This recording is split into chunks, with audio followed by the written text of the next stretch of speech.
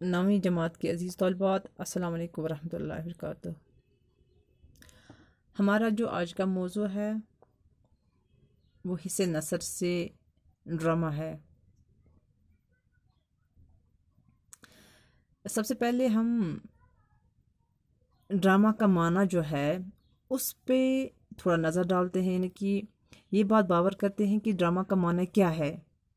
Drama کا معنی جو ہے وہ ہم چھوٹے الفاظ میں یہ کہہ سکتے ہیں کہ نقل کرنا، کسی بھی انسان کی حرکات کی نقالی کرنا، چاہے اس کا کوئی بھی عمل ہو، اس کا کوئی بھی ایکشن ہو، اس کی نقل کرنا، اسے ڈرامہ کہتے ہیں۔ ڈرامہ جو ہے وہ یونانی زبان کے لفظ ڈرا سے مشتق ہے، جس کے معنی ہی ہے عمل یا ایکشن۔ ہر زبان اور ملک کی تعریف کے مطابق ڈرامہ انسانی زندگی کی عملی تصویر ہے۔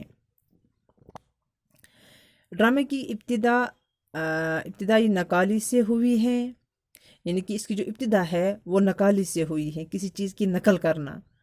ڈرامے نے ہندوستان اور یونان میں آنکھیں کھولی اور ان ممالک میں اس کے حصول، یعنی کہ ان ممالک میں ڈرامہ کے حصول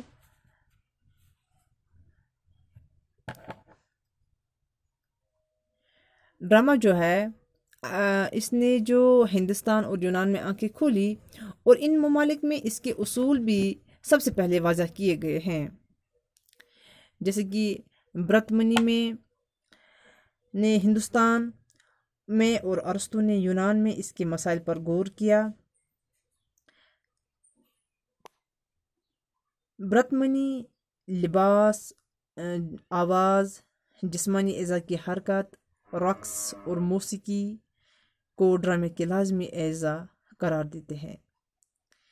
ان کے مطابق ڈرامے سے ناظرین کے دلوں میں ایک خاص کیفیت پیدا ہوتی ہے، جسے وہ رقص یعنی کہ رس کہتے ہیں۔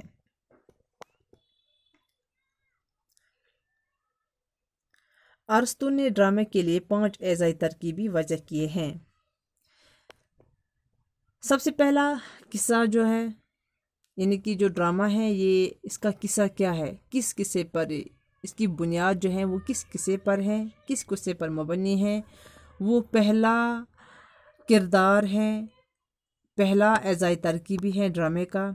اس کے بعد کردار ہیں کہ یعنی کہ کن کن کرداروں نے اس ڈرامے میں شرکت کی ہیں۔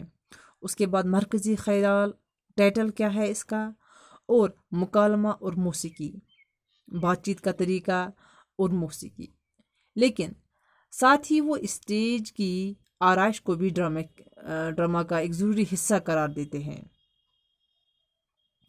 ارسطو ڈرامہ کو عمل کی نقل کہتے ہیں۔ ان کے مطابق ڈرامہ زندگی کی ایک ایسی نقل ہے جو اداکاروں کے ذریعے دیکھنے والوں کے سامنے پیش کی جاتی ہے، جو بالکل اصلی اور سچی معلوم ہوتی ہیں۔ ڈرامہ کی جو ہے 2 قسمیں ہیں، ایک ہوتی ہے ٹریجڈی، یعنی کہ دکھ سے بری ہوئی، یا ہم کہہ سکتے ہیں غم سے بری ہوئی، اور دوسری ہوتی ہے کامیڈی، جس میں مزاحیہ قسم کے واقعات بیان کیے جاتے ہیں۔ ان اقسام کی الگ الگ قسمیں ہیں۔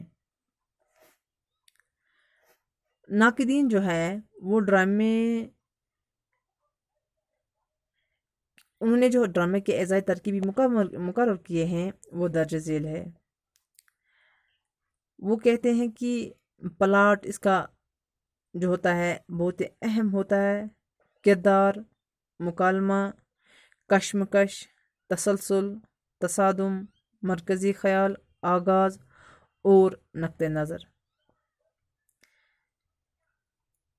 یہ سٹیجز جو ہوتے ہیں ڈرامہ کی، یہ بہت ہی ہائیسٹ سٹیجز ہوتے ہیں، یعنی کہ ان سٹیجز کا ڈرامہ میں ہونا بہت ہی ضروری ہے، ان کے بغیر ڈرامہ نامکمل ہے۔ اردو میں سلطان واجد علی شاہ کو پہلا ڈرامہ نگار تصور کیا جاتا ہے۔ ان کے دور حکومت میں فنون لطیفہ، شعر و نغمہ اور رقص و سرور کو خاص عروج نصیب ہوا۔ وہ ڈرامے کے فن کے خود بھی ماہر تھے۔ انہوں نے ولی عہد کے زمانے میں ہی رادھا کنہیا ناٹک تیار کیا۔ ان کے بعد سید آغا حسن امانت علی لکھوی جیسے قلمکار نے ڈرامے کو عروج تک پہنچایا۔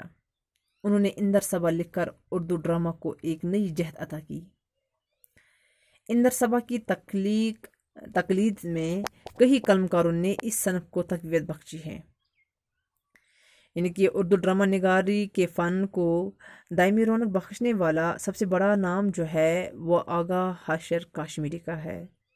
انہوں نے سب سے پہلا ڈرامہ اسیر حرس، سفید خون، سدی ہاؤس اور داو پیچ جیسے شہکار ڈرامے تخلیق کیے۔ ان کے بعد امتیاز علی تاج کا نام جو ہے وہ ڈرامہ نگاری یا اردو ڈرامہ کی صفحے اول پر، خاص طور پر صفحے اول پر ان کا بھی ذکر ہوتا ہے۔ اور ان کا جو یعنی کہ امتیاز علی تاج صاحب کا جو ڈرامہ ہے، ان کا مشہور ڈرامہ جو انہوں نے لکھا وہ انارکلی کے نام سے انہوں نے شائع کیا۔ یہ جو انارکلی ان کا ڈرامہ ہے اردو ڈرامے کی تاریخ میں ایک سنگ میل کی حیثیت رکھتا ہے۔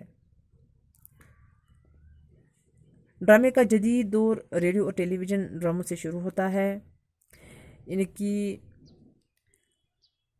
ایسے شعراء حضرات جنہوں نے جدید دور میں اس پر لب کشائی کی، جنہوں نے جدید دور میں ایسے ڈرامے لکھے جنہوں نے ڈرامہ کی اس صنف کو بہت ہی آگے بڑھایا، ان میں سعادت حسن منٹو صاحب تھے، ان میں خواجہ احمد عباس تھے، کرشن چندر صاحب، راجندر سنگھ بیدی صاحب، عصمت چغتائی صاحب جو تھے، پروفیسر محمد مجیب صاحب اور ڈاکٹر محمد حسن جدید دور کے بڑے ڈرامہ نگار ہیں۔ ان ڈرامہ نگاروں کے علاوہ اور بھی ڈرامہ نگار ہیں جنہوں نے اس صنف میں اپنا نام منوایا۔ ڈرامے کی حقیقت کو جاننے کے لیے، یعنی کہ ڈرامہ پر غور و فکر کرنے سے پہلے جن شعراء حضرات نے اس صنف